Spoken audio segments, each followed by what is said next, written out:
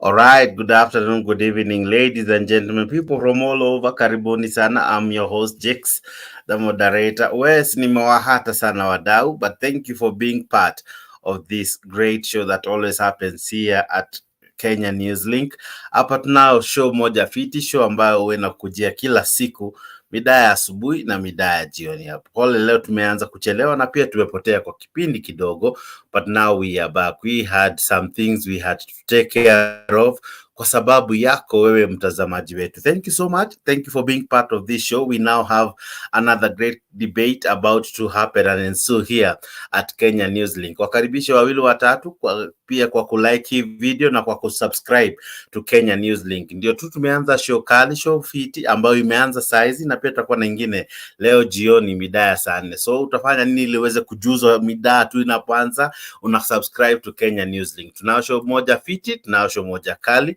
Karibu sana. Wajuze wawili watatu kwa kubonyeza like na pia kwa kubonyeza subscribe. Subscribe to this video, subscribe to this YouTube channel. This is Kenya News Link.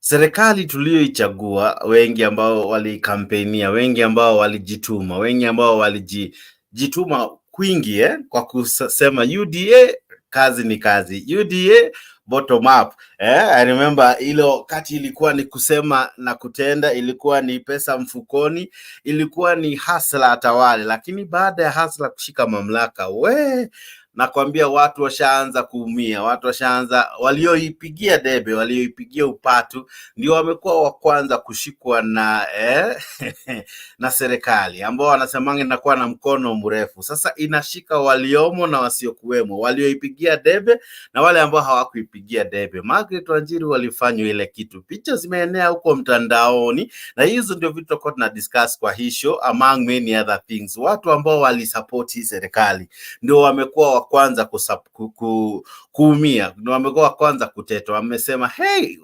walai heri hata tungeichagua. They have been complaining here left and right and center. That's what we'll be looking at here at Kenya News Link. Welcome, ladies and gentlemen. I hope you are doing fine. Thank you for being part of this great show. We have a great show lined up for you. I have great guys coming up so that we can discuss this interesting debate, because this is a government eating its own. This is a government eating the people that worked tooth and nail so as to bring it into power. I saw Margaret Wanjiru complaining of how she really worked very hard to bring this government, or rather to campaign for William Ruto, and President Wanza ameshika hatamu. She has fallen victim. I remember one time the president attended a function in her church to be able to, contribute for the building that she was building, the twin towers that she was trying to construct, and the president donated then. By then alikuwa just the DP, alikuwa a candidate. But now he's the sitting president. But walai, I'm telling you, I'm equally joined by my friend and a good brother and colleague, one Alex, Kenya News Link. Karibu sana bwana Alex, karibu kwa hii show. Na kuambia it's a government eating its own people. Welcome so much, sir. What do you make of the latest development? Margaret alisaidia sana pakubwa kukampenia serikali kuifanya iwe katika mahali ilipo. Alipeana hadi kanisa lake kakuwa mahali ambapo walifanya recruitment of UDA members, lakini punde tu baada ya kuwa na watu katika UDA na pia UDA kuwa katika serikali, jana amefanya ila kitu. We will be equally talking of MPs who are now complaining after a bill they already passed. Now they are going to the streets complaining. Yet wao walipitisha, lakini wanaanza kuteta. Tunaona vitu mingi zimehappen katika UDA. Those are the things we'll be looking at, and we'll be asking ourselves, this is the government eating its own people ama vipi? All right, karibu sana, subscribe to Kenya News Link. Wacha tuwe na show moja fiti. All right, yes bwana Alex, habari ya leo? Salama sana ndugu yangu, siku nyingi. All right, I hope wewe haujafanywa ile kitu kama Bishop Margaret Wanjiru. Haiwezi nipata kwa sababu mimi ni mtu wa Azimio, nilikuwa Azimio, nilizaliwa Azimio, Azimio. hivyo hivyo tu. All right. So, what do you make of what happened yesterday? Because Bishop Margaret Wanjiru was quite vocal in campaigning for one William Ruto. At one point, she wanted to be the governor. And later on, she was to be a senator. Later on, kukenda visivyo. And as fate would have it, she didn't get any other thing apart from just being an ardent supporter of UDA and this Kenya Kwanza government. And unfortunately, yesterday, police, as she described them, DCI and other um, senior guys in the police force went to destroy her property in a matter or in a tussle that was like government eating its own supporters. What do you make of it? It is one James Agri Orengo, couple of years ago. Revolution eats their own children. And that is a saying that will stay in Kenya for years to come. And ni kama hii Mandaga alituambia usiweke siasa katika wapi. Mandaga atuambia usiweke siasa, alafu akasema ukikohoa inatoka. Na unajua the last few weeks mimi nimekuwa nikifurahi sana na William Samoei Ruto. Jamaa mimi sikuwa nampenda, lakini sasa inafika mahali nampenda sana, kwa sababu maendeleo inaenda tu wenye maendeleo haiendi kwa tugege. Ukiangalia juzi, ukiangalia hii maneno vile ilianza, William has some brains that people do not know. Alimtoa CS Wahome kutoka mahali alikuwa akamweka kwa lands. Juzi akampea mamlaka kuwa iko shida katika siasa ya Kenya na watu wako na mashamba ambayo si like legitimate, lazima hao watu wanyang'anywe mashamba. So lakini ukumbuke kuwa Koril yuko kule, the former minister, the former Lang'ata MP. So ukiangalia vizuri, Koril identified the people that were going to be targeted in Nairobi before he moved out of the land ministry. Sasa wameweka Wahome. Walipojua ni Wakikuyu wengi ambao watachukua mashamba zao kwanza, wakaweka Wahome kule. So shida sasa iko ni Wakikuyu wanapigana na Wakikuyu wenzao. So kwa sasa hivi huwezi sema kuwa ni William Samoei Ruto. The order comes from the minister. Sasa William anacheza watu akili sana. William anacheza watu akili sana. And he's succeeding in doing so. And and what you see is revolution eats their own children. Okay? And let me tell you where that starts. It is widely circulated that the essay, the adage, revolution eats their own children, started by a person that was called Recherchist, William Pitts. Okay? And William Pitts was a Russian, but he knew French.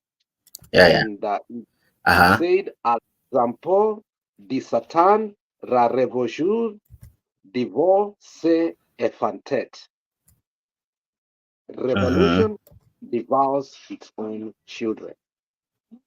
And you must come into terms that in politics, don't be a fanatic. Be balanced. Understand that there is a limit.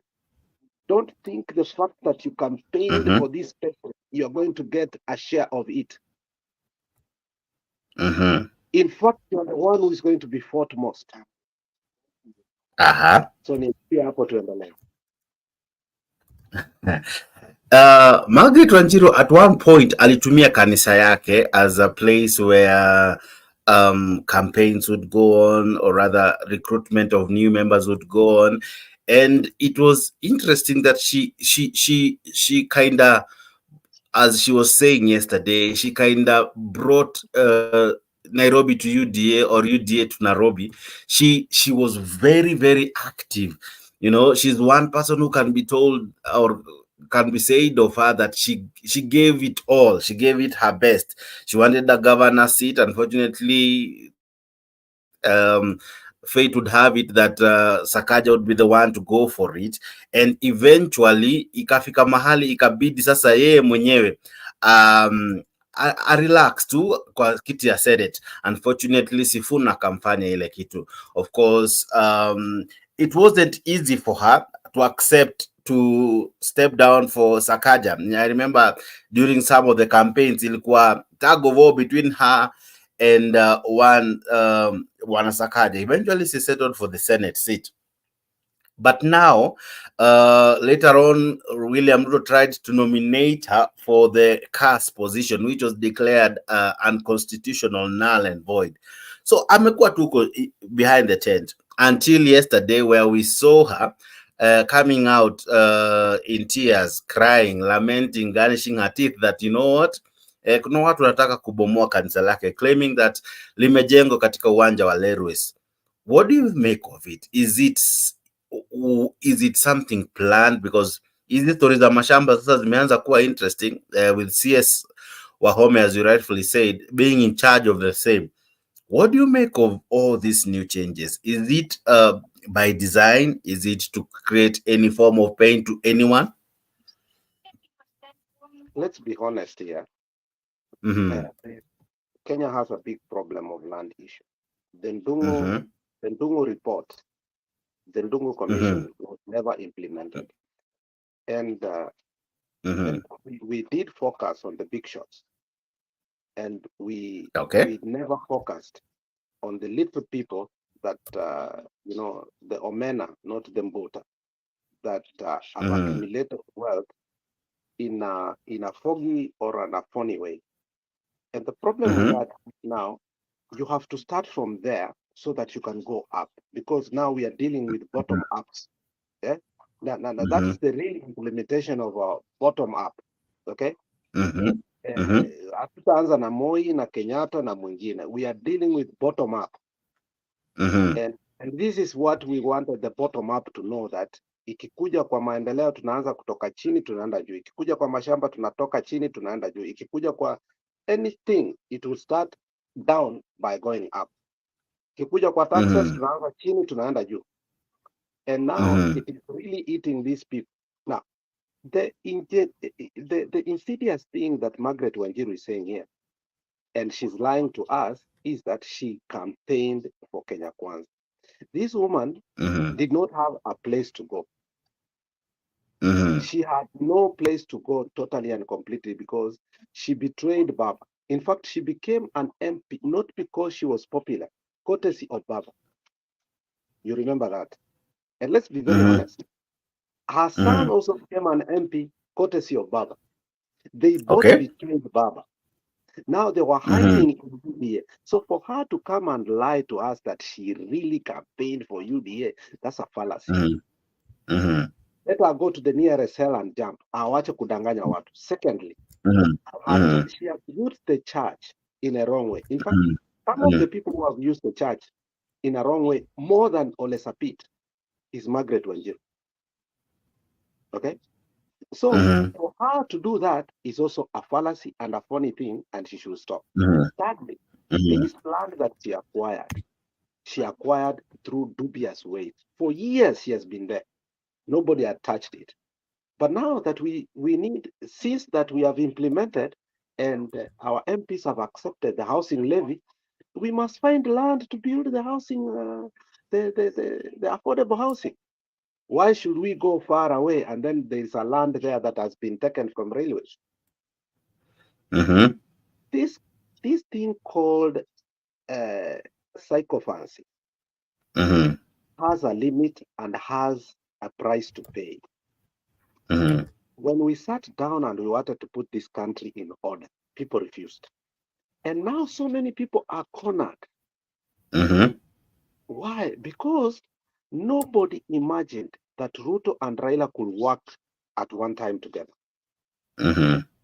It is eating people to a point that it has really dissolved what is called partnership within UDA and ODM and Azimio. Martha Karua is not being seen anymore. She's alone. And now the people in UDA who are thriving because of their attacks to Raila, it's no longer working. Okay? Now Raila said, okay, Ruto, okay, if you want us to work together, let us do things right. If you want to build the houses, let us not tusivunje manyumba sio Kimau na pengine. Iko watu hapa mabamwenye wako na malanda ambayo walifanya nini? Waliiba. Now, things are being done right. In as much as I did not vote for this man called William Samoei Ruto, I support him when he's taking land kama hiyo ya Margaret Wanjiru, na kesho baadaye atachukua ya Kingi, baadaye atachukua ya Joho, itakuwa both eyes. I will support him. Asivunje nyumba za watu ambao walinunua land lakini hawakujua ni ya government. Okay. So my take on that is this. Nobody is being hurt here. Kwani hiyo kanisa ni Jerusalem. Nobody is being hurt here. Let her go buy a legit land and build on it. I'm not hurt. The government is not hurt. Mwananchi is not hurt. Hata akipeleka hospitali anasema akona high blood pressure. At least akona pesa, anaenda wapi? Private hospital. Nyanya zetu na babu zetu wakikuwa wagonjwa wanaenda wapi? So my take is that since it has started on Margaret Wanjiru, let us see it go to be what? Let us see it go to other people that have stolen land, to Kidero and others, and we deal with it. Kama nyumba zitajengwa, zikuwe built not on what kubomolewa nyumba, okay? On the people who have public land, and they thought that this day will not come. But hii maneno ya kutudanganya kuwa alikampenia UDA aende mbali, wache na sisi. But let me ask you, whether she campaigned for UDA or not, should the fact that one supports a government be an excuse to evade justice? Because the same thing that people say, I have someone I can call, I have a godfather, I have I have someone in some places I should call, or I can call to evade justice. Is it something that she should even brag about? Jex, let me tell you, that was the dilemma we faced first when this government came into governance. We saw people get away with cases, and we were really pissed off, from Didmas Baraza to Aisha Juma and the rest. However, he's come to understand that's not how governance inafanya kazi. Because there's a conflict between the judiciary and what? And the executive. And now it's carving its way to the legislature. Now he has come to realize that this country, in as much as you may think it's Mutahi Ngunyu who said, yesterday we were campaigning, today we voted, tomorrow we are going to do what? We are going to rule. So it doesn't matter who is the president now. Okay? What matters if he's doing the right thing? You understand me, Jack? So the only reason we are against Ruto when he does wrong things. But if Ruto decides to do the right thing, so some of these people carved their way by presuming that they can do wrong things and they can get away with it. Who tells you since you campaigned for Kenya Kwanza, you can hold land that is what? Is public and you can get away from it? It's not formidable in that way. So Margaret should understand this. You must consciously campaign for some people, not foolishly. And that is the politics that we want. And it must be effective. Isikuwe leo Chergai alikampenia Ruto, now just because of that, they get away of stupidity. We saw for the first time, Kindiki now go to Kisii, try to bring sanity because of what Osoro did. Okay? And let that be done. It doesn't matter if you are in the rooftop campaigning for the president. If you are wrong, you're wrong. If you're right, you're right. So if Raila is right, let him work with the president. If Osoro and Margaret Wanjiru, they are wrong, let them go to the nearest cell and jump. We can't now when you look at go ahead. When you look at the development of all this, it's interesting that when it was happening during Uhuru's time, they really said Uhuru is targeting the poor. And they would really come out and say, oh, this government is anti-poor, it's destroying people's land, or rather grabbing people's land, destroying their property. What would be the definition of what they're doing now? I'm not saying that Margaret is poor, but the same thing that was happening then. We saw the Waititos of those days being their land that were termed to be on riparian land, being repossessed and all that. What do you make of this, where now the government is going for land perceived to be on public property, people have constructed or have either grabbed or has erected structures on land that probably has some challenges? And you also remember that some of these lands, their cases are still in court. So what do you make of this now happening when this regime, when it was Tanga, then they would complain of it being a target of a government? And that is where Raila fails. When he's in the opposition, he does not take the advantage of being an opposition leader. Opposition, you are capable of recanting and criticizing the government. So Ruto understood that he must act like the opposition leader and criticize the government of the day and make sure that he takes the advantages of some of the issues that Uhuru did wrong or right. So being in the opposition is an advantage in many ways. You are capable of criticizing the government. Okay. So, but when you come to governance, now the chicken come home to roost. Okay. After all, in 4 years, you need to show the country where you are and what you have done. There's no excuse anymore. And you have heard from the clergy, from the politician, from the civil society, that Ruto should stop campaigning and do his work. Now that he's doing his work, now he's being criticized. So where do you want him to stand? Kwa magari juu Now, akicampaign ama aanze kufanya kazi ambayo iliyoendekana?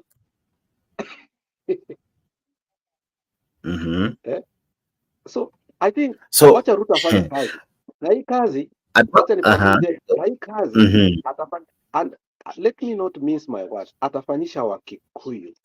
Mashamba zitachukuliwa ni za Wakikuyu. This guy sat on top of the microphone na akasema sisi hakuna jamii ambayo haina shida, iko na shida na Wakikuyu kama sisi. Lakini kuna wakati unaweka siasa kando, unapata uongozi, ukishapata uongozi and then you deal with those issues. You know, people, you know, this young born free generation, people who were born in when Moi went out of power, do not understand how that statement came about. Even you may not understand why he said that statement. But if you look at the historicity of that statement, it is deep. It is anchored in land issues. It is not anchored anywhere. It's anchored in land issues. And if there is anything, there is a time Ruto gave a speech in his dialect and said this: Wakikuyu wamepiga kambi Nairobi, Wajaluo hata hao wamepiga kambi Nairobi, Starehe, Mathare, Lang'ata, iko mahali wanajulikana hawa ni Wajaluo. Wakale hawajaweka anywhere. Msiende tu kule mkunywe pombe, mnapeleka pesa Nairobi, mnapeleka kwa bar. Hata sisi tutaweka kambi kule. To the truth, Sakaja is not a Luya, is a Kalenjin. Ameweka kambi yake kubwa kule Nairobi. Na hapo sasa ndipo utakuja kujua kuwa siasa ya William Samoei Ruto, it is what Moi denied him to do. If you remember when he was assistant minister for security, internal security, Moi denied him doing one thing, taking the shambas from the Kikuyus. It is going to be difficult, and that is why I tell you, in the wisdom of Kikuyus, they must gang together right now and understand nobody is going to be left secure. They must, if there was a time the Gema community must unite, it is now. And I'm telling them for free. It is a subtle narrative that is going to pave way, and they are going to cry. Revolution eats their own children. You have seen now Gachagua reconciling with Uhuru Muigai Kenyatta. You have seen people like Kuria understanding where we are heading to. The narrative ya Korir, the narrative ya Chirchir, the narrative ya Murkomen is pure. Eliminate the Kuyus. Society.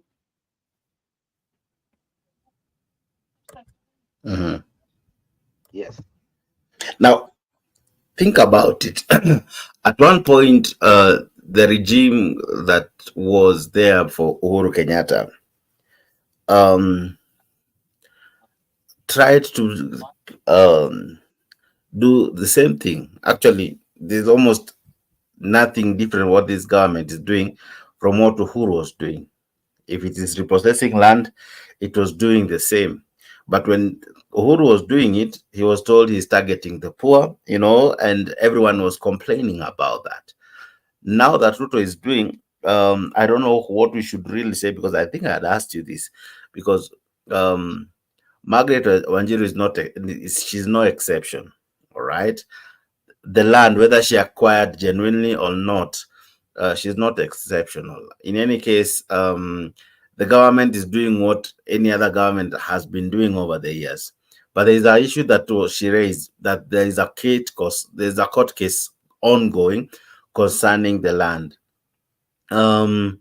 Is it proper for any regime to go out of its way to overlook a court process and just, go into a premises, demolish structures simply because it can, or it's wise to always wait for the court process, which again the president seems not to agree with at times, saying that some of these court cases are marred by corruption and the rulings at times are not in the favor of this regime or in any government.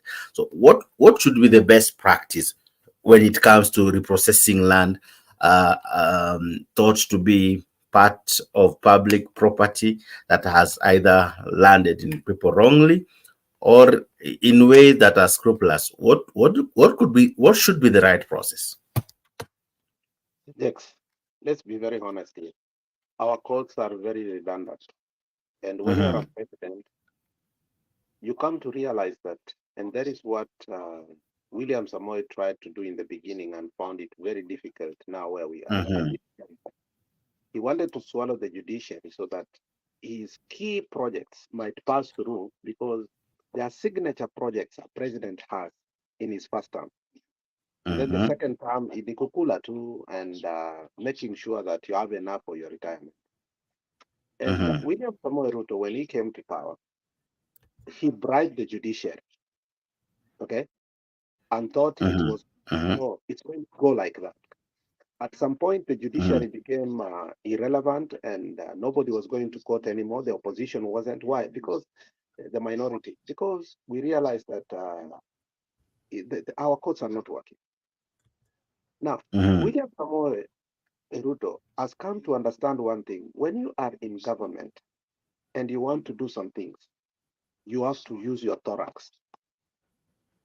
Upembelezani vitu zingine. And that is why Uhuru Muigai Kenyatta had to ignore court orders and deal with issues the way he had to do, at least to do some things that we saw happen in that country. And Ruto is coming to understand that he must work with Raila, ignore the courts, so that the only person who can oppose him totally to a point where that he can't do anything is Raila. And he understands it. Why? Because of the influence that he has.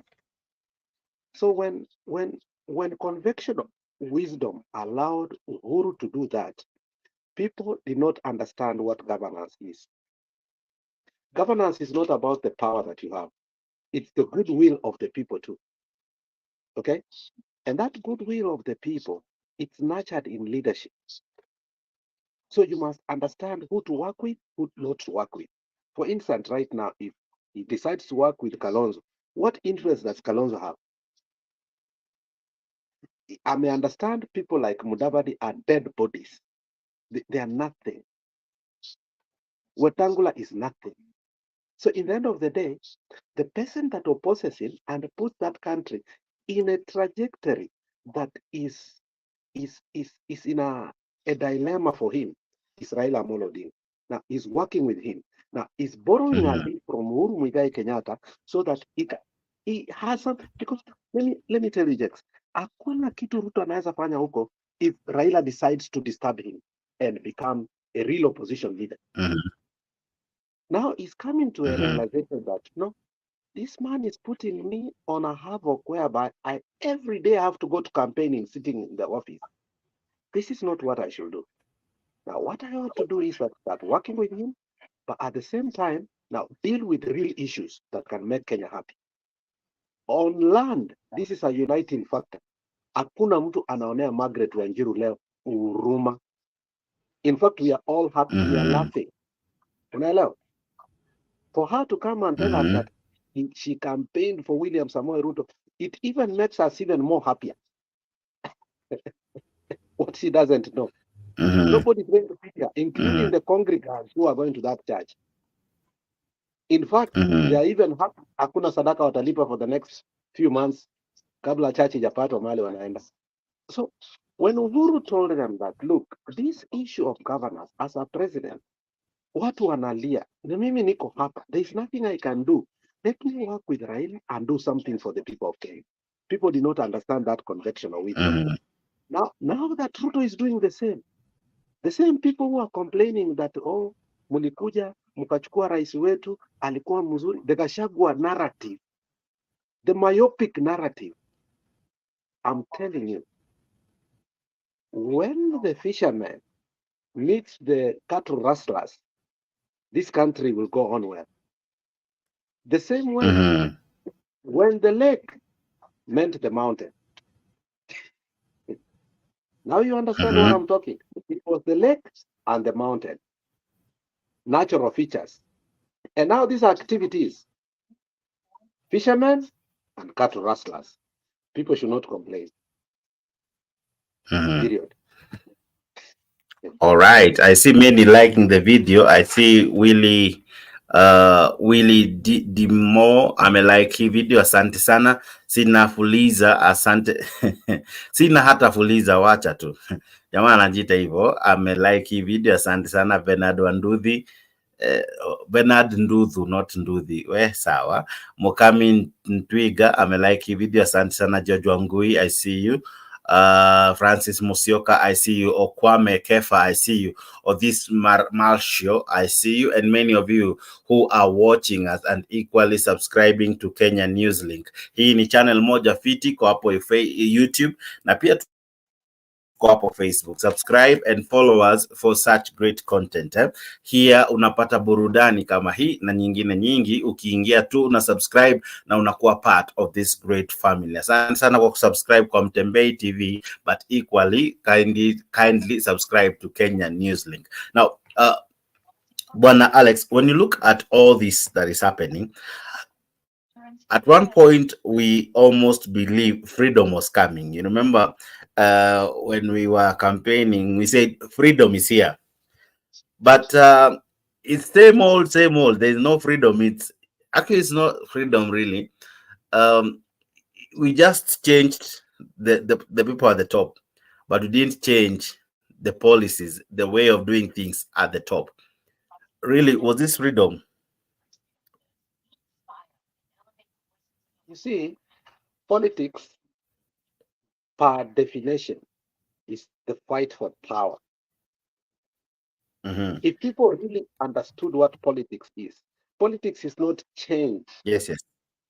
It is the fight for power. So there are people who are fighting for power to enhance their narrative. And when you look at the politicians, you must define them who they are through their historicity, not what they say. So people bought what people said and they ignored what they are. This nonsensical waffling called bottom-up hustlers was never really in line. So those who believed were Mamba Mboga and those who believed they were hustlers, they were excited. There is nothing as stupid as being excited. And in every time, emotions and feelings are always pitched to error. Let me repeat it. Emotions and feelings are always pitched to error. So when they vote the error, they must suffer the consequences of the erroneous voting. And that's why some of us are happy. It has not affected my standard of living. It has not affected my children. It has not affected my school fees. It has not affected anything per se to me. But those who are bottom and bought the narrative that was lies, it has affected in every perspective in life.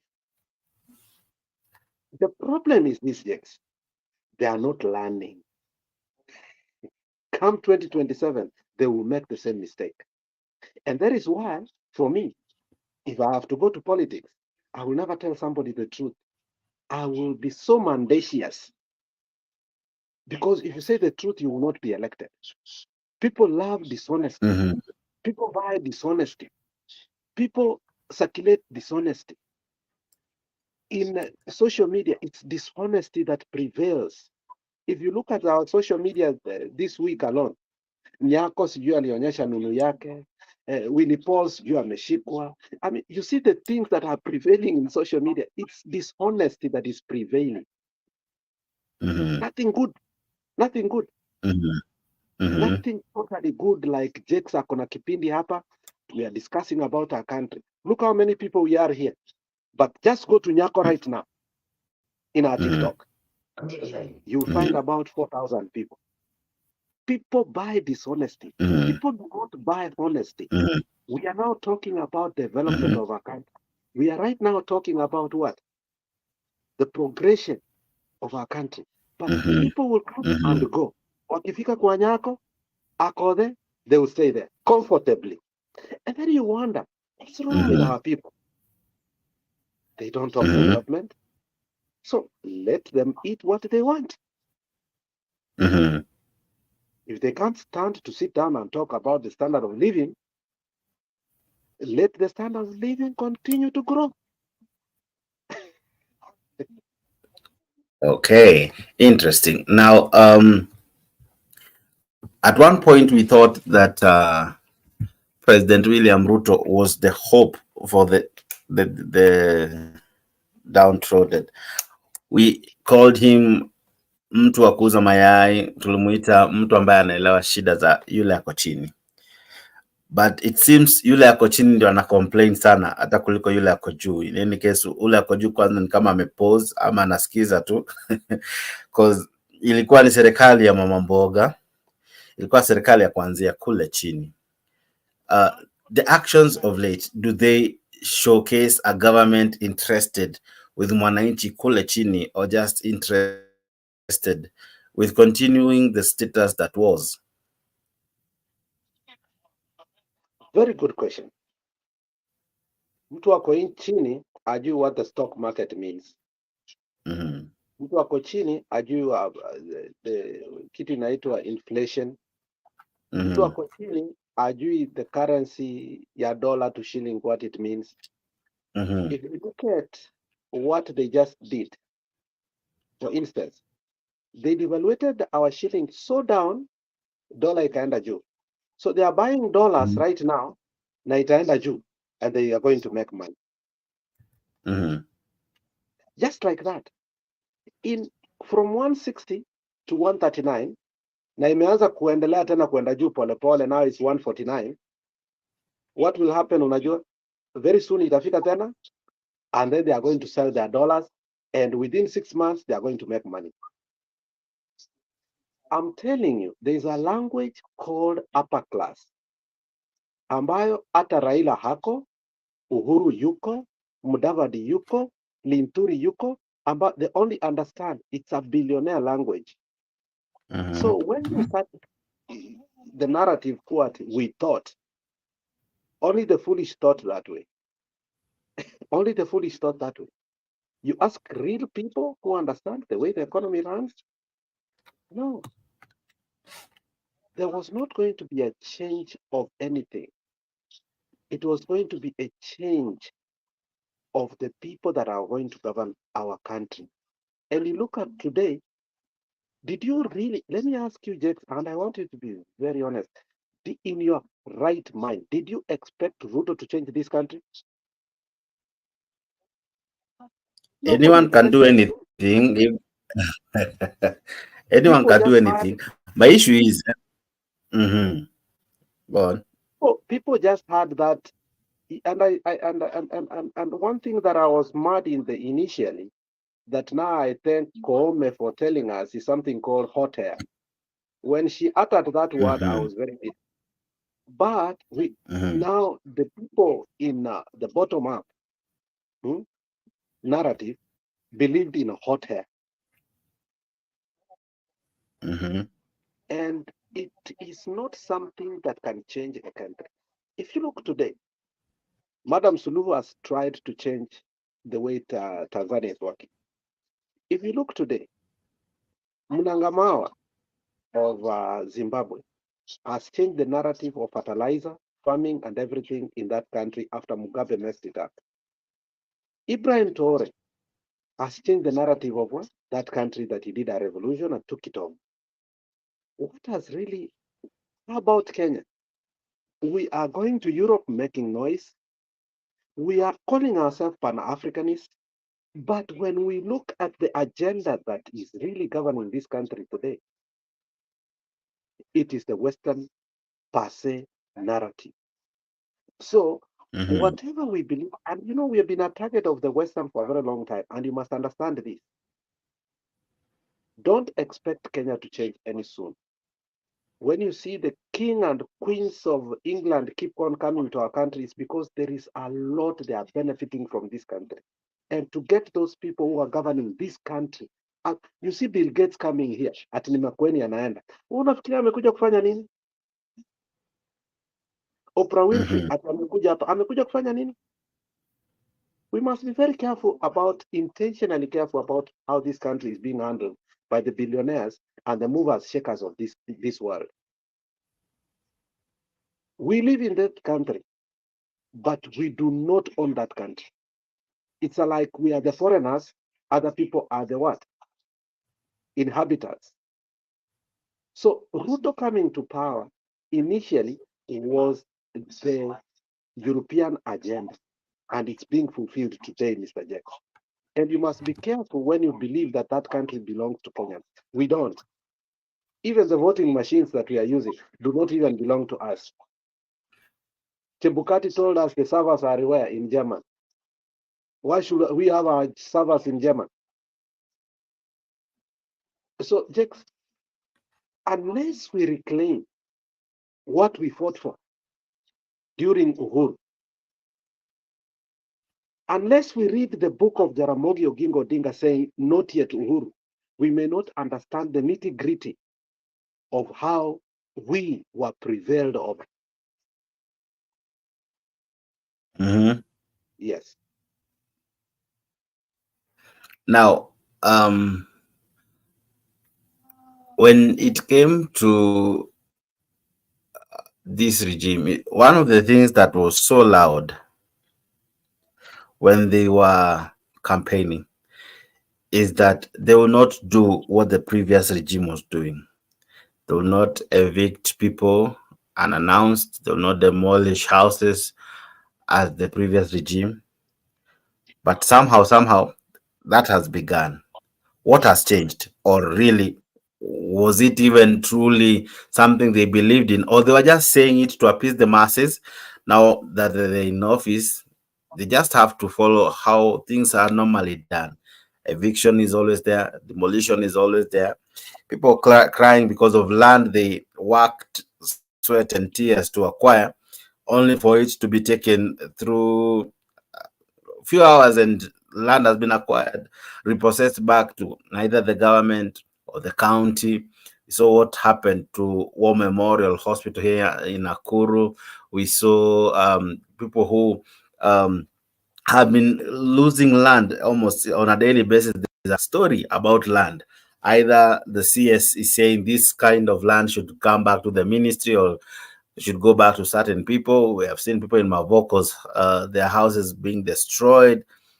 As much as people earlier were warned about some of this land, but this regime promised not to demolish without either compensating or relooking at the issue properly before going into people's land, houses, bringing them down without proper and clear guidance on how to go about it, even defying court orders. What happened to that promise? Is it because it wasn't truly a promise that they were willing to keep, or it's because it's something they were saying because it was happening then? Mwananchi was scared, Mwananchi was hurt, Mwananchi was aggrieved by the previous regime. So they used the pain, they used the grievances that Mwananchi was going through so as to come to power. And once now they are in power, Mwananchi is only a second class citizen. What do you make of those promises and the actions that followed thereafter? There is a gap between campaign Mhm, and leadership. mhm. And if you've been a strategist, of which I become at some point, especially in Kisii County, you run a narrative that people want to hear in order to take the Okay. leadership. Mhm, And that narrative must be so swift that must be believed. And people buy it. And once they buy it, they stick to it. But when it comes now to leadership, now, when you get to leadership, you find that what you promised is not attainable. mhm, And you keep shifting the goalpost mhm, nearer to the opposition, the person that mhm, campaigned against. Look everywhere. mhm. I'll tell you today in the US. In the US today, we were against Donald Trump, the border thing, the build the wall. And Biden has allowed so many Mexicans to come to this country that in New York today and Illinois, if you go there, it's impossible to find a motel to sleep in because now the government must start renting motels for these people to live because it's winter time. They cannot die outside. Now, what Mhm, has Biden decided to do? To build the wall, to stop the immigrants coming, and he's having conflicts with the Hispanic community, and he's losing the elections because of that. mhm, mhm, So Ruto came in as a pro what, pro what, pro what. But you look at today, he's pro what he was not pro. He's anti what he was for. Look at the counties that are developing today more than any counties in the country. Homa Bay is number one. Did Ruto campaign in Homa Bay? No. Was Ruto voted in Homa Bay? No. But the beneficiary are what? Homa Bayers. That is when the reality meets, the politics meets the reality. Now, if you look all generally, right. Ruto is going to end up doing the things that he said he was not going to do. And the things that he said he's going to do, he's not going to do them. And that is going to affect two communities. And in history, you must understand, if you go to Kabarak, if you go to Sugoi, if you go to Chaweri today, people are very poor. As if presidency brings something more important to your community. It does not. People must wake up from that deep slumber and understand that presidency is bigger and larger than what you know. It is the president of Syria, Assad, who said that what Americans are telling me to implement in Syria, I'm just a figurehead called the president, but there's something called the presidency. I cannot prevail over the presidency. There is the military, there is what and what, there is what and what. But when you look at generally, I'm just a figurehead. People think that I'm powerful. I'm not that powerful. I fear the military. I fear the security. I fear this and this. So Ruto today is working on what the security is telling him. This is unpopular. This is unpopular. This one will take you out of power. So he's playing a balance. So let us not claim that Ruto said this and think that was what it was today. Uhuru at one point said, nitakuwa na maadui wengi ambao walikuwa ni marafiki zangu. Na maadui wangu wengi watakuwa marafiki zangu pia. And that is what is happening.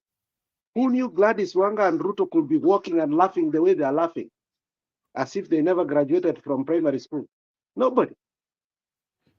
Who knew Margaret Wanjiru today will be having crying the way she campaigned?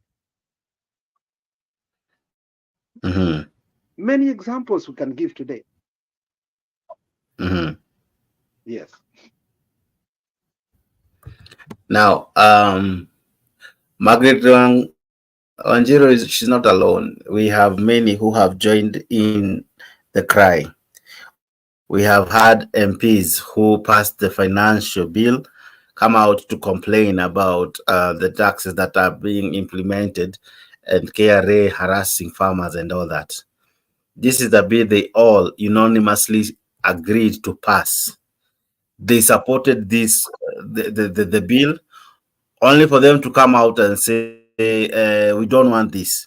My question to you, I ask you, were they blind? Were they dumb? Were they deaf? Can they read? Are they illiterate? Or are they just voting machine? How do you pass something and then oppose it barely 48 hours later or a few hours later on? It's like signing a document and then you act silly about it.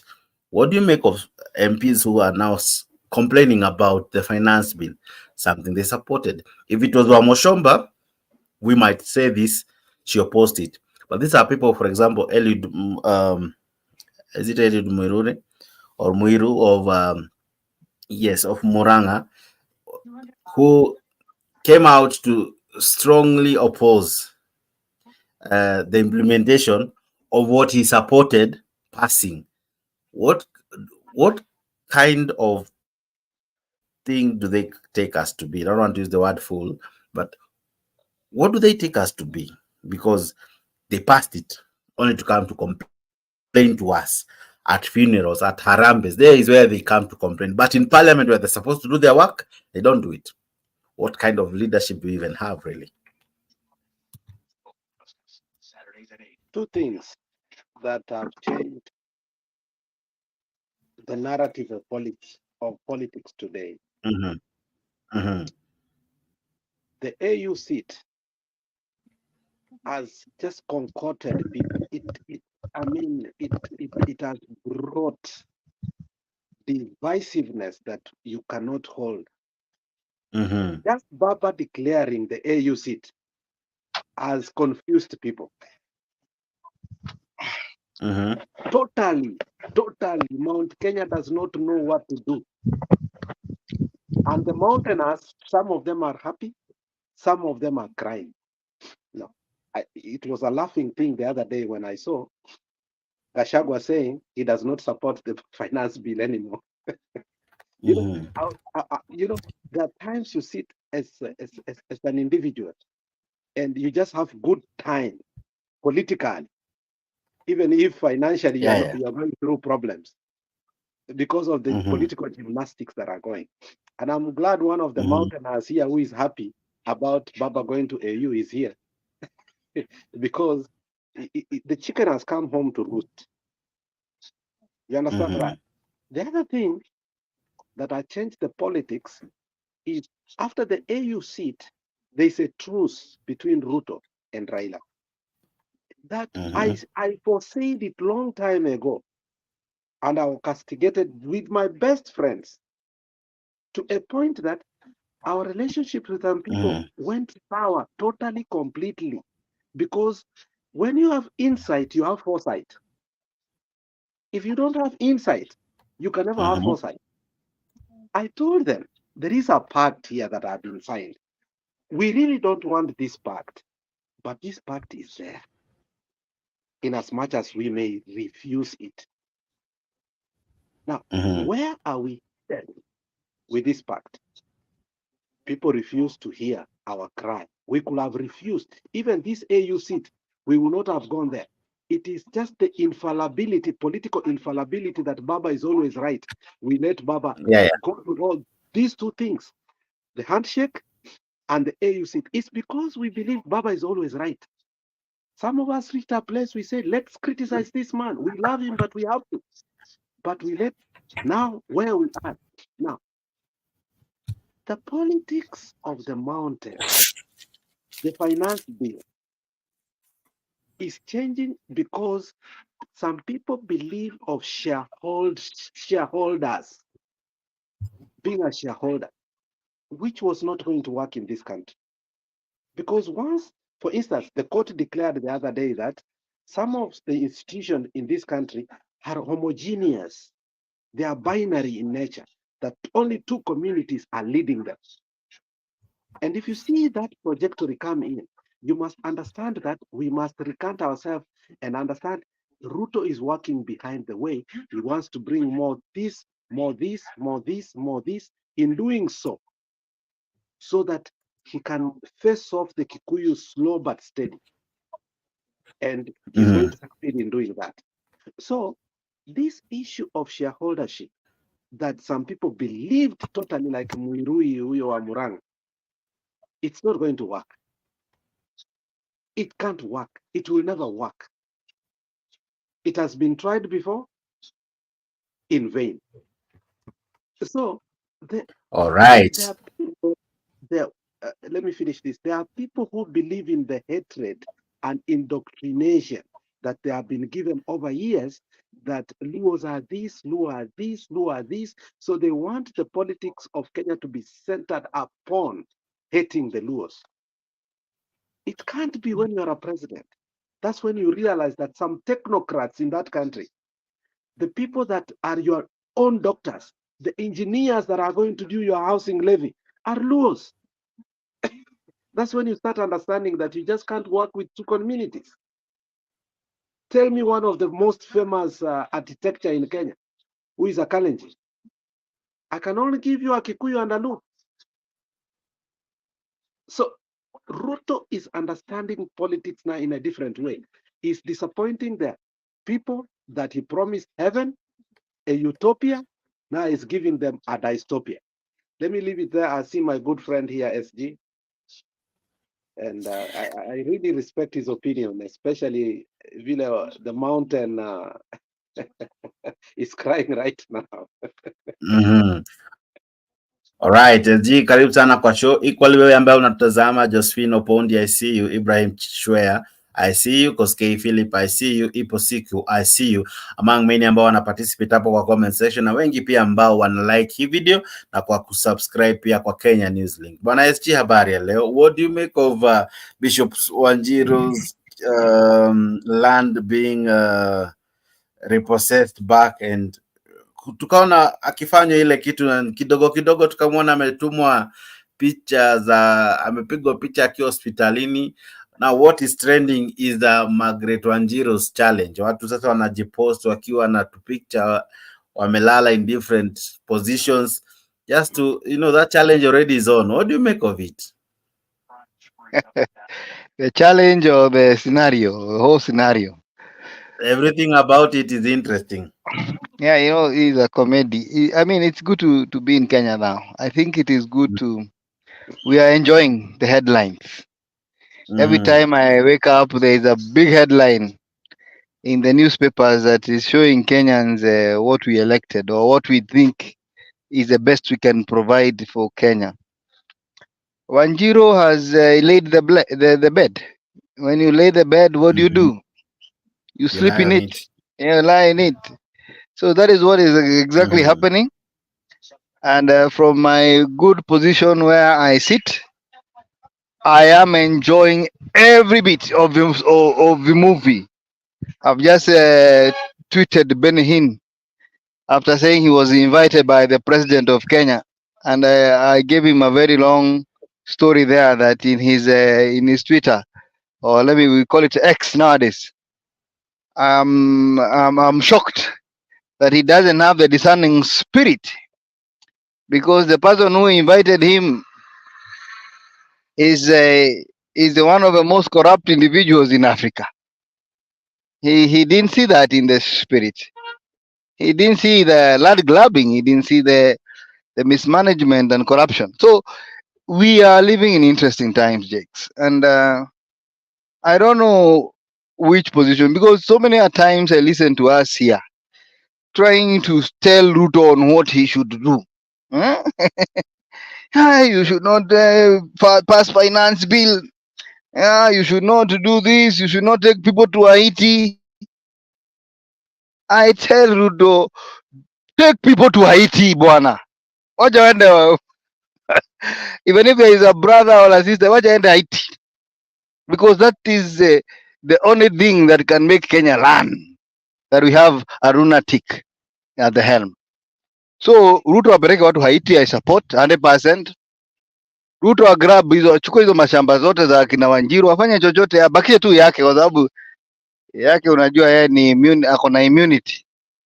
Let him do whatever he can possibly do, and we enjoy the episode. I think now, if it was an Afro cinema, now we are on episode 7. Yeah, Rutomic and bottom up movie. And bado, tujaenda second year, where, you see, I was telling the other guy, there's some guys some time back when they were telling me that Ruto has stabilized the economy and the cost of food is going down. I told them the other name of inflation is food. And when there is enough rain in the country and the cost of food goes down, that tells you that inflation itakuwa chini. Why? Because the only thing that has helped Kenya Kwanza today, yeah, is the fact that there have been enough rain. But I can assure you, kama hakungekuwa na mvua, we could be talking another story today. And therefore, Jakes, when you ask me, the whole vipindi of this lady called Wanjiru, I'm enjoying, because these are the people who preach to us that this is a man of God. This is going to take us to heaven. The revival is going to come through him, and we are seeing the opposite. Kwa hivyo tujigange, tujikarange, tukae tukarangwe bana.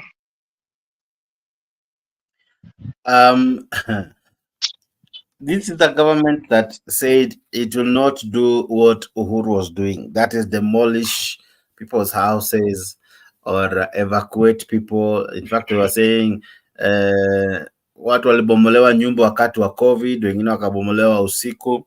And Shong was quite using that quite often. Now it's happening.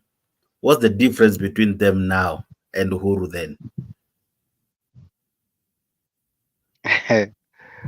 I think the difference is the same. And wacha watu wabomolewe. Sijui kwa nini tunakasirika. Wacha watu wabomolewe bwana. Mi nataka watu wabomolewe manyumba, wafukuzwe mashamba. Nataka watu wakatwe mishahara. Mimi niko pande ya mheshimiwa.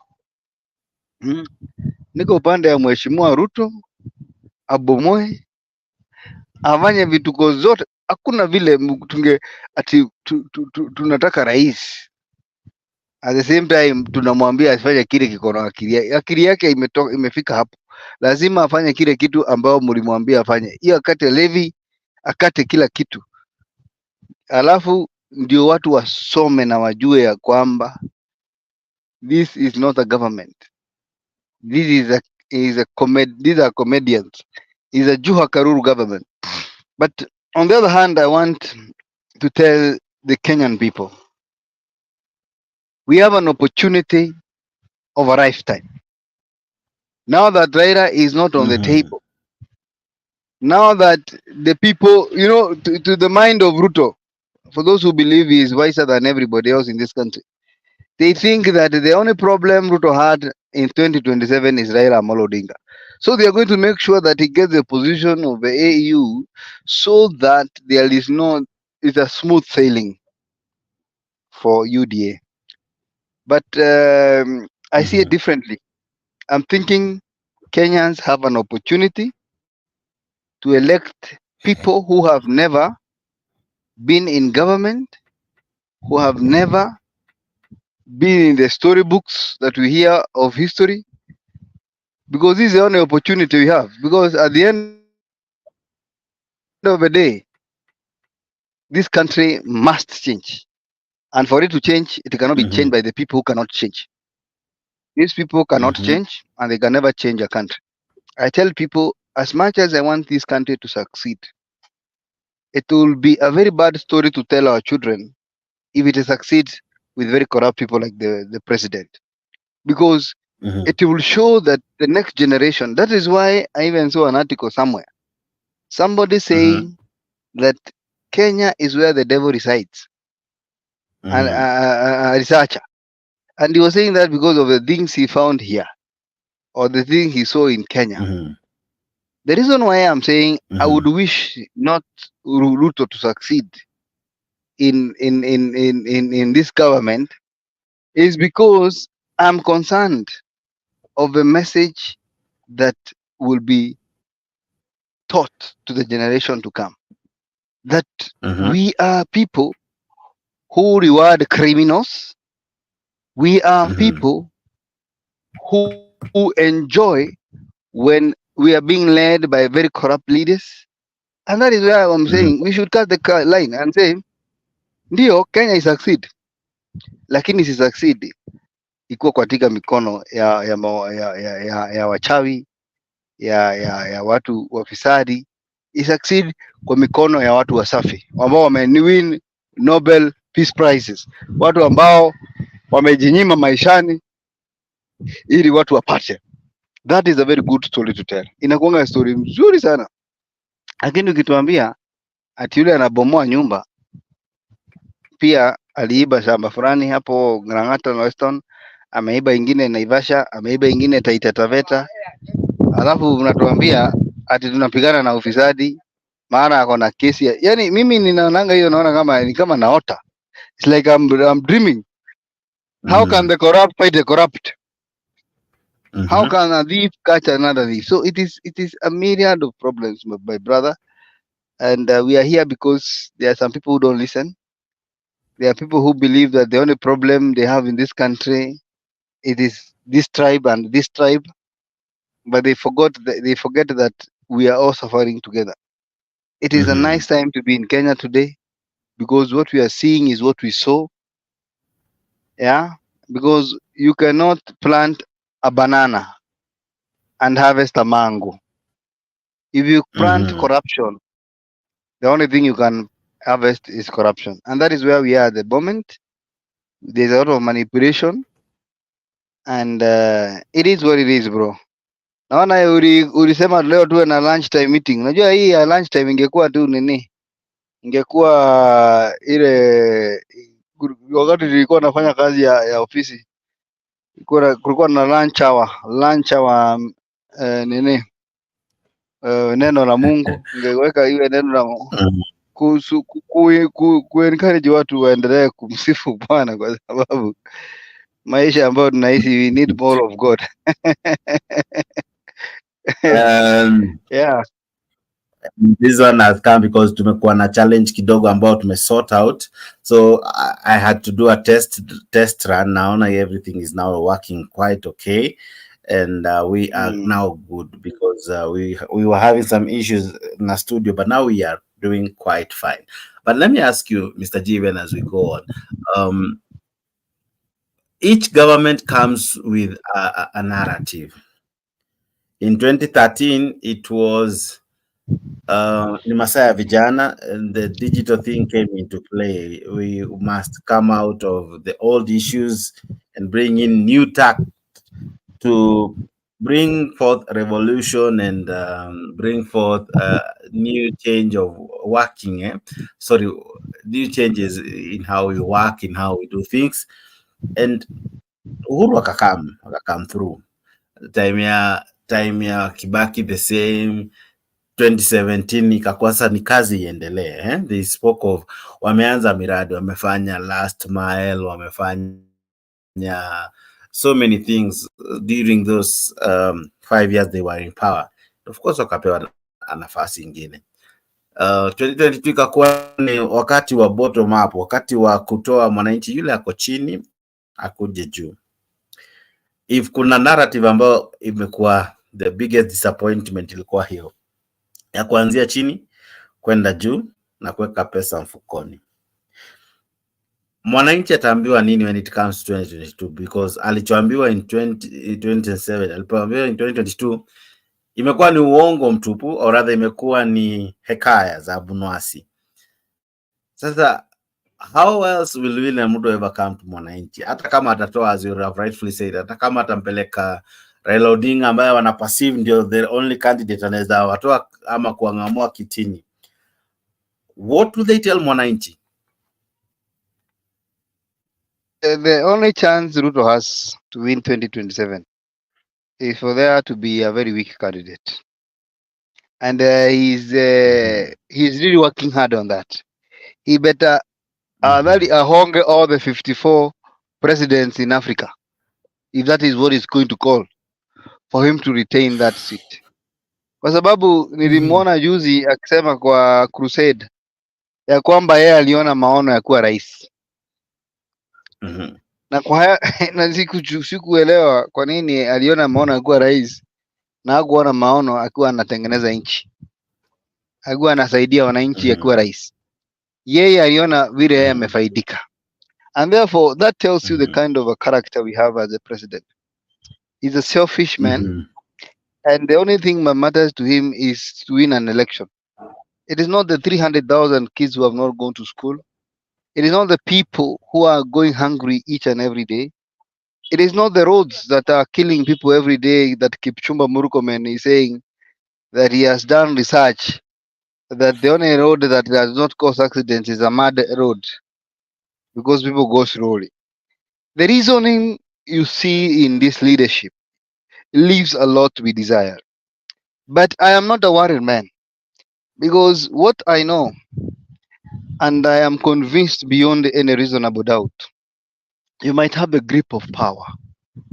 You might have the army also, as they were saying even before, the narrative of Mabwenyenye and the deep state. But God always have a way, because the moment that we never expected anything to happen, something can happen. I'm sure even God, wherever he is, he's not happy over this leadership. And it is not because they are not God fear. They are God fearing, but they are also very equally very immoral people.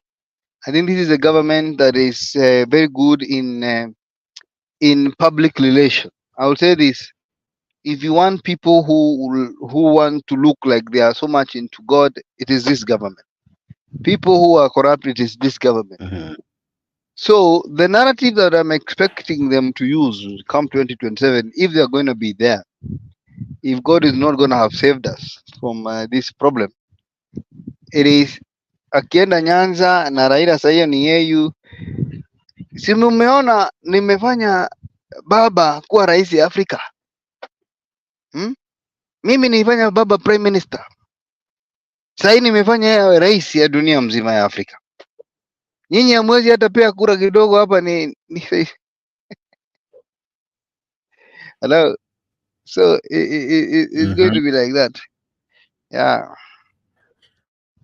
So he will definitely use Raila Odinga's victory if he wins over the AUC as a campaign tool, which probably others would agree. But if there's something that many are forgetting is Raila Odinga was not on the ballot in 2002 when he defeated Moi. Just needed to endorse someone and marshal up every other person that he could, and the coming together of people of same purpose, with the same idea, with the same ideology, with the unity of purpose. It brought down the perceived ruling party that was to rule for 100 years. And Uhuru then was unable to defeat Mwai Kibaki. So Raila Odinga, despite him not being on the ballot paper in 2002, he actually mobilized many through his Kibaki Tosha and all that to defeat Uhuru Kenyatta. Don't you think he doesn't just need to be there? He doesn't have to be there. But if he endorses someone and gives him all the support that that person needs, is that not equally enough, all right, to cause a star that would seriously cause headache to William Ruto? Because the narrative they sell to the mountain that Raila is a witch doctor and all that won't sell. Most of the narrative they use will not work. So the candidate that probably will be the compromised candidate, don't you think that candidate can be a very strong candidate who can equally be even more stronger than what William Ruto anticipates that Raila would be? Yeah, that's the truth of the matter. In fact, one thing I watch for is that any person who will be, and I mean any person who understands the way the government is failing on the ground, should know that any other president who is going to go against Ruto will have a very viable chance to win the presidency. But if you want to win 2027, I think it is important to understand that you have to start early. At the moment, I find the choices of Azimio very weak. I have nothing against Kalonzo Musyoka, but I think he's going to be a very weak president and a weak candidate against Ruto. For the obvious reason of the other day, I even saw him in Benny Hinn's crusade, and I was asking myself, yeah, is this good people to go be prayed for, because we are so religious in this country and overzealous. We know that everybody loves God. We are, in fact, breaking a record today. Jakes, for your information, Kenya has broken the record of the many churches per square 100 kilometers square. We have more than 3 million churches in Kenya. Bilioni tatu. Even if we say one church can hold 20 people, 20 times 3 million ni how many people? So you can imagine every corner you go in this country, there is a church and people are Christians. But the most ironical thing, we are also topping on the other side of corruption, of murder, and many other ill things. So the church effect to me does not work in Kenya. It's just something to help you maybe officiate a wedding and to be buried by a pastor, making you look good as you go to heaven. But the character of the people of Kenya has not been worked on with this thing. They are the same people who are giving rituals on the roads. Yeah, the same people. So we have a problem with with this thing called perception of religiosity. So my brother from Mukambani goes to Benihin while he knows very well that this is Benihin said this is a government sponsored crusade. These are paid up prayers. This is a prayer called by the government to sanitize their evils. And this is the best opportunity for you if you want to become the president of Kenya to go to the media and ask the government to tell the people how much money did you use to transport that preacher here. How much did he go with when he even visited State House? Who, which vote was used to fund this preacher? And if that is not answered, then you say this is the hate of impunity. And so this is a guy we are expecting him to go against Ruto. I, I'm sorry to say this, but I don't think that is the day Kalonzo lost my vote.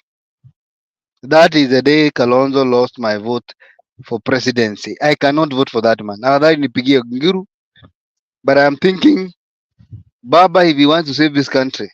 But I don't think he's also interested. I think I'm a choker here. But I think we need a good team. In that team, if I was to pick, I'll pick Joho, Omtata, Ngiru, and then I pick Junet, I pick Babu Awino, I pick Kina Wairia, Kina Mada Karua. I put a team that is going to shake because that is the only choices we have.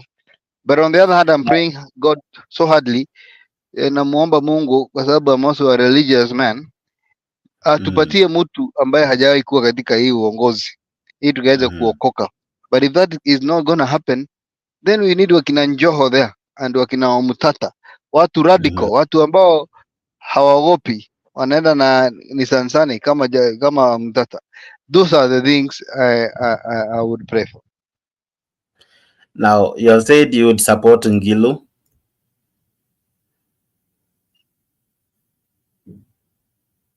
Hello? You have said Yes. Ngilu. Now, Ngiru is a very good candidate if I was to be, because she looks, she has a history. Sport Moi, she has done that. Mi nataka Ngiru president, assistant yake awe mtu kama Joho, cabinet wa finance awe mtu kama Mtata, naye mtu kama Martha Karua afanye justice. Tumalize hii game mapema. Now, today, just barely a few hours ago, Ngilu was in a meeting, the G7 meeting. The 7 female governors have created a caucus known as the G7. And in attendance was the President, William Ruto, and equally another person that was in that meeting was none other than Charity Ngilu. And there's something that she said that I'm about to play that maybe will interest you and our viewers to find out about her. She said something that was interesting. That one, that you have supported one Raila Odinga to get the AUC chairperson. Usitusahau na sisi wengine. Meaning, she's willing to get a job. She wouldn't mind a job from the president kwa sababu huku nje si kuzuri bwana. You know, she was convinced that anaweza achana na kiti cha what do you call it, cha governor as she was doing, and then atapata what do you call this, atapata maybe a cabinet position or a certain position in Raila's government. Unfortunately, that wasn't to be. Now Raila Odinga has something to do. She doesn't have something to do. So finally, she comes out to ask for the president to, yes, she agrees that Raila Odinga should be supported for AUC. But equally, pia she's making her own case that, you know what, pia mimi usinisahau. What do you make of such a request from her?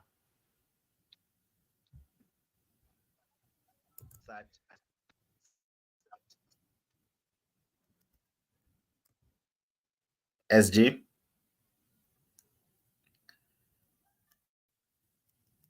SG, are you there? All right, SG seems to have frozen, but even as he works on his end, I want us to listen to Charity Ngilu and what she said. Yes, SG, I see you're back. What do you make of her?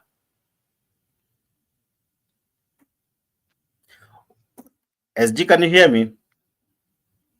Yes, pray. Lakini, yes, I think when you're in the presence, otherwise I dig together in the presence of a president. I think you have to say something that will correlate with the move or with the trend, but doesn't necessarily mean that we know principles of Wakina Ngiru, you know. But I know kuna watu ambao hawezi compromise kama akina Omtata, they speak their mind. But majority of the people who goes to the president, they have to find a way of showing there is a lot of no tension. But I think it's a very good viable candidate to pick it for 2027. But those are the choices that I'm saying. If we were to do away with all of them, and we do away with the people who have been in politics for all those years, it can be a very good country. It can be an opportunity of fresh breath or fresh air. Because this crop of leaders in Kenya today, they are here, they are there, they are never serious as long as the interest is taken care of. But we have very specific people who can stand for their people. But I wish and pray there can be new people who have never been in politics to manage the affairs of this country. Yeah. All right, let's listen into Charity Ngilu even as I near wrapping up in few minutes. Okay, so. Vavinya, Ndeti, Machakos, Your Excellencies, Kawira, Mangaza, Meru, distinguished guests, ladies and gentlemen, good morning. Today is a great day for us as the women of Kenya. And really, I want to first thank Your Excellency for gracing this occasion. Being here shows how much you support the women of Kenya and how far you want them to go. For us women, when we are supported this way, we really got to take this with both hands and to make sure that this G7 that has started today and strategy being launched today can go a long way in increasing the number of women in leadership in this country. When you work with the women, as Governor Sakaja has said, if you work with half in the field, half the team, you can achieve as much as you should achieve. So women need to be involved in every sphere of development. And I want to ask Your Excellency Anne Waiguru, we are talking about increasing the numbers to 16, but may I ask that we should increase the numbers to 25, if not 47, having women governors in the 47 counties will really help the president to go forward. And indeed, let's start looking at the government itself, making sure that whoever president will be there will get 50% of his cabinet or her cabinet to be women. We must not be apologetic to what we want. And I want to assure you, Your Excellency, by the way, if you have more women in leadership, they'll help you carry a lot of the work that you are doing. They will help you, and very well indeed. You'll be freer than you are today. Women, I think there is something I want to say here about politics. Something is worrying me very much. We women have seen here that we are going to make sure that we will work across political divide. All parties, we as women must come together and ensure that whatever party you are in will support you where you are. What for me has shocked me in the last few days is a new handshake, Your Excellency. And I thank you for supporting Baba to become the AU chair. But you cannot take him alone. He has many other people with him. He had many, many people with him. And I still need to understand, and I'll study this a little bit to understand how this works amongst male leadership. Women don't do that. Since I haven't known how it works, I'll continue to learn how it works. For us right now today, we must make sure we increase the number of women. We go to the grassroots. Let's not leave it at the governor's level. We'll go to the grassroots level. We'll increase the number of women who are there. We'll identify them. We'll make sure that they are trained, they have got skills. We'll build confidence in them and ensure that we know the wards they are going to run. Increase the number of MCAs. Increase the number of women members of parliament. Increase the number of women governors. Increase the number of all women in their places. And of course, the final seat is the presidential seat.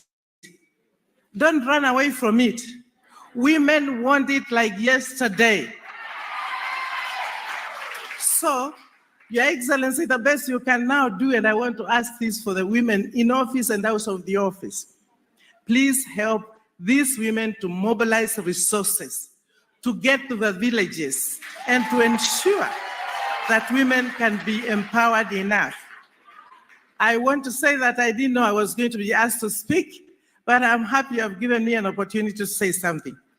Governor Sakaja, Nairobi ni yako, lakini sioni wanawake vizuri hapa Nairobi. Tafadhali weka wanawake tuwaone. You cannot talk about he for she and we are not seeing it. You must walk the talk. And I'll be on your case. Your Excellency, and Anne Waiguru, please, Governor, be on the President's case and make sure that we keep in on his toes to ensure that we have the numbers. I want to thank you very much for inviting me to say a few words. Please, women, young women, governors, shine and All right. So, ladies and gentlemen, with that, we come to the end of this show. It wasn't really to be this long. We were testing out some things, and we can now attest that it's now working. We are back. Tukutane jioni mida ya saa 4 usiku. Tutakuwa na show moja fiti, show moja murwa. We are ready. We are now ready for you. We are ready to give you nothing but the very best. This is Kenya News Link. Consider subscribing and being part of these great conversations that happens here at Kenya News Link. Subscribe to tupate hapo YouTube. Subscribe to tupate hapo Facebook to follow. Be part of this new and great channel that is really seriously causing some people to have some interesting headache kwa sababu hii channel ni ile channel ya wanga. Hakikisha umesubscribe to Kenya News Link. Subscribe kuwa part of this great family ambayo inakuwa kwa kasi mno hapo kwa YouTube na pia hapo kwa Facebook. To follow kwa Twitter, to follow kwa TikTok, tuko kila platform including LinkedIn, unatupata kule ndani, na very soon tutakuwa na interesting conversations happening hapa kwa Kenya News Link, na equally tutakuwa na videos ambazo zitakupendeza na kukufurahisha hapo ndani. Kimbia huko ndani, subscribe, kuwa miongoni mwa wale ambao wanajikuta hapa na wanajipata wakiwa na content murwa. Hapa Kenya News Link ndipo tu unapata burudani kama hii. Asante sana. Wacha tuwe na show nyingine mida ya saa 4 usiku leo hapa nchini Kenya, na pia wale wako ulimwenguni kote mtatukuta hapa News Link. Okay? Hapa ndipo home for Kenyans content and all forms of content. Tukutane jioni. Asante sana. God bless you. Have a fantastic day. Tunasonga mbele watu wote wa Jamhuri Kenya yetu. Tunasonga mbele watu wote wa Jamhuri Kenya yetu. Haya sisi sote wananchi tushangilie.